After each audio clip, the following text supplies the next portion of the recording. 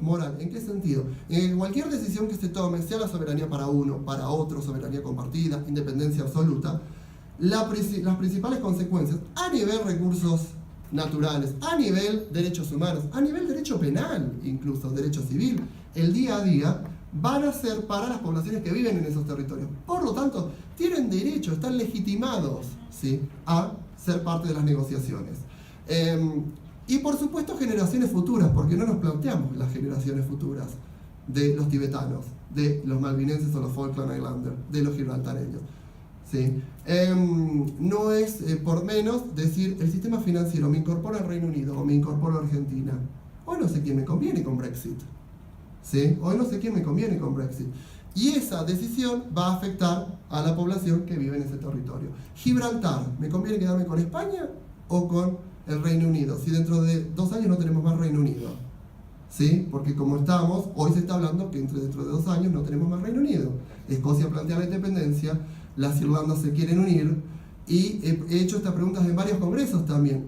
¿Qué pasa con los overseas territories, los territorios de ultramar, si el Reino Unido se desarma? ¿Sí? Ahí gana Argentina, ahí gana España, si sabemos cómo utilizarlos. Cayman Islands, ¿qué pasa con esos territorios? ¿Sí?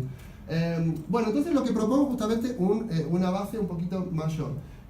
Voy a ir brevemente a, ya para ir terminando, la posición originaria, cómo adapto al velo de la ignorancia. No voy a Rawls, ya lo explicó acá brillantemente Francisco. Velo de la ignorancia lo tengo que adaptar. Tenemos 3 partes: los representantes de cada Estado soberano y del tercer territorio, ¿sí? ¿Qué les pido a aquellos que han cumplido con el reclamo verosímil? ¿Qué les pido a los representantes?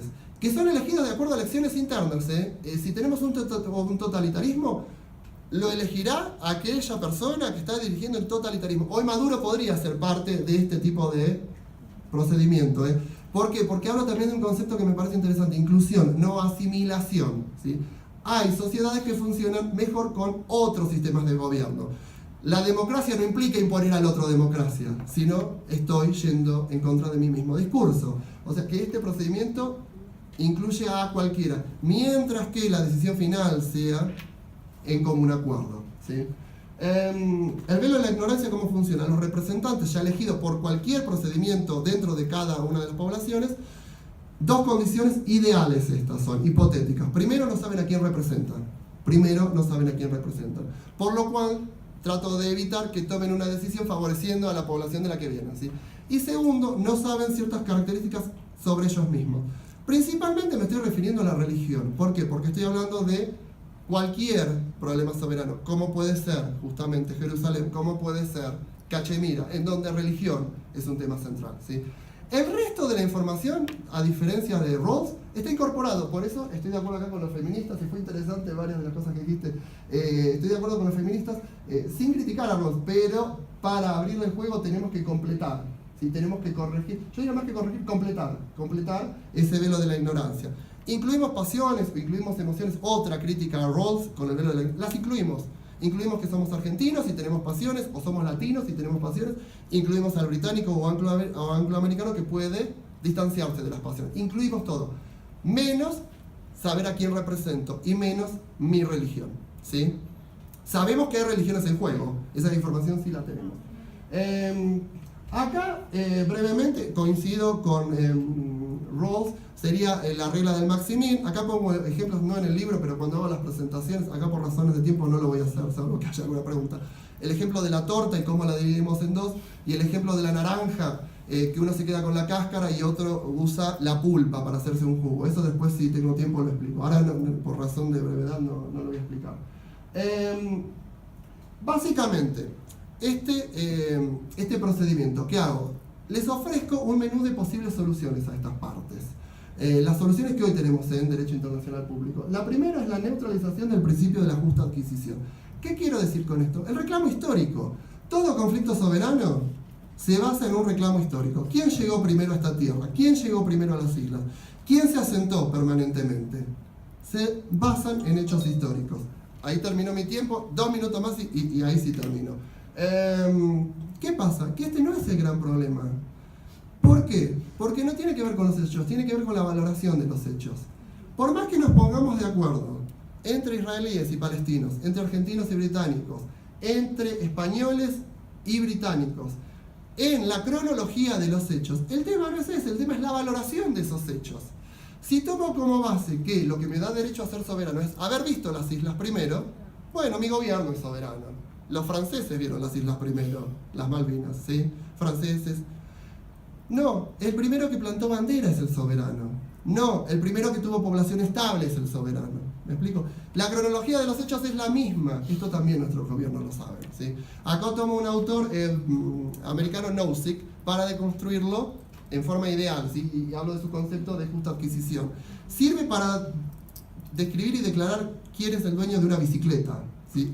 Algo individual, un objeto individual, de una casa, pero no para este tipo de conflictos. Mientras nos centremos en la historia y en el reclamo histórico, no digo descontarlo, que no se malentienda, que no se malinterprete, porque esta pregunta me ha venido, por ejemplo, en Rusia, me ha venido en Argentina. Entonces no contamos la historia de los rusos con Crimea. No digo no contar, porque eso es parte de la negociación, los datos históricos. Lo que digo es darle la valoración que se merece, no basar nuestra decisión en el reclamo histórico. Lo descarto también el principio de igualdad, el principio de diferencia, por eso la solución no la llamo igualitaria, por varias razones que no voy a tener tiempo para presentarla. Entonces lo que hago es, antes de proponer la solución, 3 prerequisitos que deben ser respetados. Si no respetamos estos prerequisitos, no pasamos a la solución. ¿Por qué? Porque tenemos lo que hablé al principio, pluralidad en Estados, somos todos diferentes. Hoy, tristemente, Estados Unidos no tiene el mismo poder que podría tener Bolivia en el contexto internacional. Incluso Estados Unidos, hoy Estados Unidos y el Reino Unido, me animo a decir, no tiene el mismo nivel que tiene otro Estado. Ni siquiera Francia, Alemania, Rusia mismo, ¿sí? Hoy Rusia invade Crimea, es una invasión bélica, ¿sí?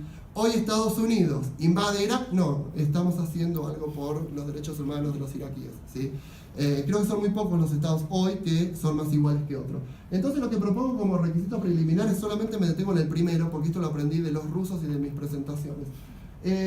Como Star Trek, la directiva principal, el tema del respeto al otro, ¿sí? Si conjugamos en un proyecto común, no que ese proyecto sea excusa para una dominación, ¿sí? No que ese proyecto... Yo comparto con vos mis recursos naturales y entonces tengo que someter a mi población y sus recursos y sus derechos humanos, ¿sí? Porque esto sucede. Entonces lo que propongo es que prohibido interferir en asuntos internos o externos. Si no, no aceptamos la solución, ¿sí? La solución básicamente es esta, que repito, la podemos criticar, las partes pueden venir a otra solución. El tema es lo que me interesa, lo anterior, las reglas del juego procedimentales, para asegurar este tipo de equilibrio entre las partes al decidir. Igual derecho a participar, o sea, en teoría, idealmente todos tienen un 33%, si somos 3 partes, de la soberanía. ¿Por qué? Porque las 3 partes van a aplicar el derecho sobre, eso después en el capítulo 7 me extiendo, sobre ese territorio. Las 3 partes van a tener representación en el Ejecutivo, en el Legislativo y en el Poder Judicial, ¿sí? Eso es lo que propongo, un 33%. Sería imposible dividir 33% exactamente porque imaginen el territorio, ¿sí? Hoy Argentina está en mejor situación que el Reino Unido con respecto al territorio simplemente porque comparten el mar territorial. Es imposible, por lo menos no creo que lo vea en mi vida, que esas islas se muevan, ¿sí? No pensemos solamente en sistema financiero, no pensemos solamente en recursos naturales. Hoy Argentina está mejor posicionado, y eso lo digo en todas las charlas, hoy Argentina ofrece un mejor contexto, a mi manera de pensar, en derechos humanos. ¿Por qué? Porque hoy Argentina, en comparación con el Reino Unido, hoy Argentina me permite la completa libertad académica. Hoy Argentina me permite toda América, la completa libertad de expresión. Hoy el Reino Unido tiene limitaciones legales a la libertad de expresión. Hoy es muy difícil hablar de ciertos temas en el Reino Unido. Hay un cepo, hay una censura invisible en el Reino Unido que también es legal. Hoy Argentina está en mejor posición, parece mentira, y siempre lo digo en mis charlas, tengo más libertad académica en China, que he dado clases, en Rusia, que he dado clases, y en Argentina que en el Reino Unido, ¿sí? Puedo dar varios ejemplos. Parece sorprendente, pero es real, ¿sí? Es real. Existen limitaciones legales, existen limitaciones debajo de la superficie. Cada parte, de acuerdo a la actividad, va a proponer el juego y va a tener una mayor contribución, con lo que va a recibir una mayor porción. Esto parecería marxista. Lo que hago es, para evitar una dominación, es una condición, una proviso.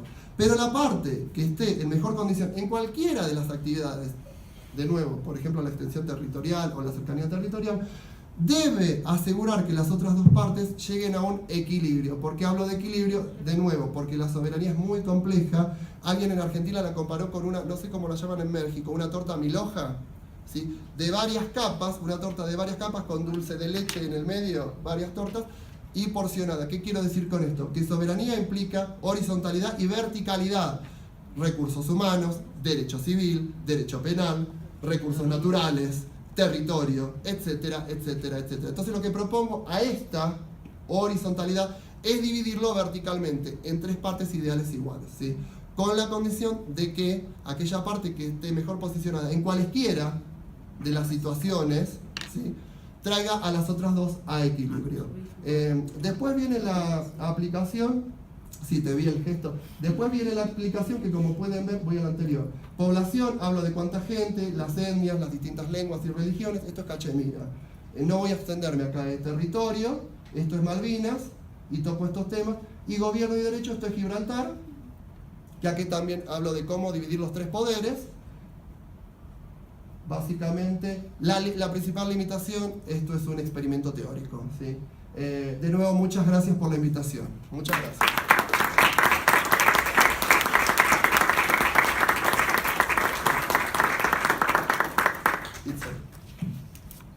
Muchísimas gracias a Jorge por su espléndida presentación de su libro.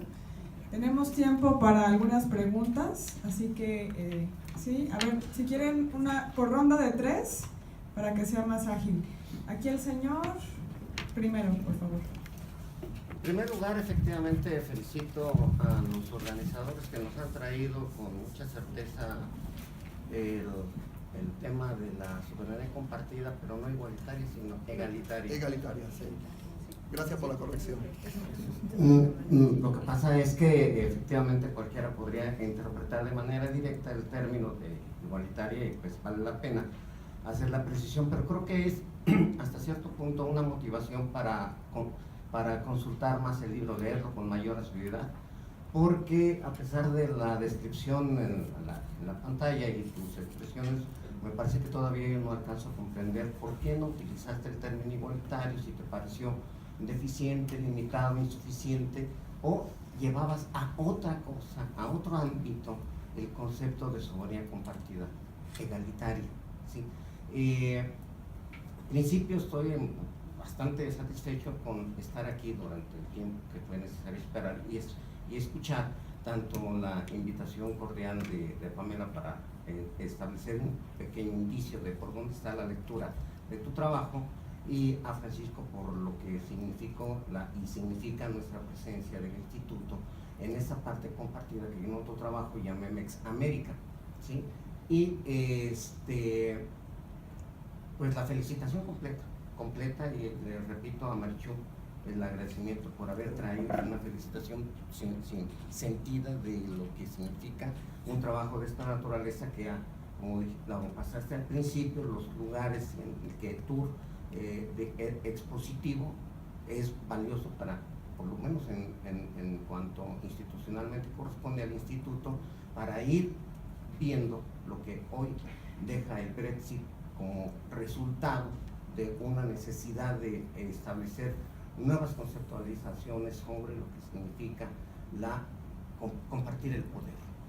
Ese poder que está diseminado, que está distribuido, a veces de manera subterránea, pero está impactando. Entonces, también el otro efecto de los resultados de las elecciones en Estados Unidos, con Trump como una parte no deseada, pero ahí está. Entonces, pues en principio, te repito, un agradecimiento sentido, sincero, y unas felicitaciones a la institución a través de Francisco, del doctor Ibarra, y a Marichu por traerlo. Muchas gracias. Muchas gracias. ¿Contesto? Vamos haciendo como quieras vos. Pues yo decía reunir 3 comentarios. Perfecto. ¿Alguien Sí, más sí. tiene algún comentario?